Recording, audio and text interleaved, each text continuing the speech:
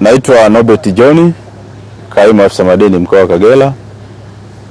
Mkoa wa Kagera kwa maana ya sekta ya madini katika halmashauri zote 7 kwa maana ya wilaya ya Kyerwa, wilaya ya Karagwe, wilaya ya Misenyi, wilaya ya Bukoba, wilaya ya Mleba, wilaya ya Biharamulo na wilaya ya Ngara kuna shughuli mbalimbali za uchimbaji madini.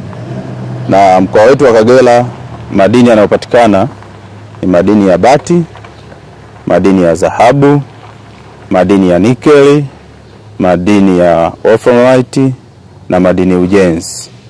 Na haya madini yamegawanyika katika sehemu tofauti tofauti katika wilaya za mkoa wa Kagera. Kwa maana ya eneo la wilaya ya Kyerwa, madini yanayochimbwa ni madini ya bati. Na shughuli hizi zinafanyika kwa mujibu wa sheria, kwa maana kwa leseni ambazo zimetolewa kwa mujibu wa sheria, leseni za uchimbaji mdogo, lakini pia kuna leseni kubwa za utafiti. Kwa hiyo kwa maana ya mkoa, kwa mwaka huu wa fedha, lengo ambalo tulikuwa tumepewa ni bilioni 5 na milioni 850. Lakini mpaka mwezi wa Februari kama ofisi ya madini tumesimamia kwa maana vyanzo vyote vya madini na kuweza kukusanya kiasi cha bilioni 3 na milioni 200, ambayo kwa kipindi cha miezi 8 kwa maana ya lengo umefikisha 82%.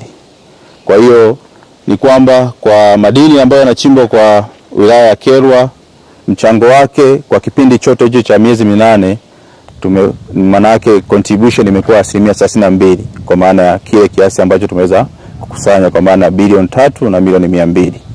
Kwa hiyo tunawakaribisha sana wawekezaji, wananchi ambao wakaribia katika mkoa wa Kagera.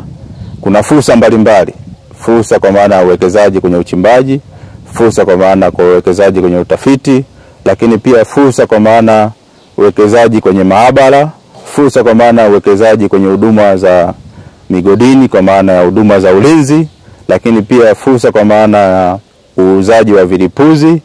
Kwa hiyo tunawakaribisha sana, ofisi ipo na maeneo yapo, kwa hiyo karibuni sana.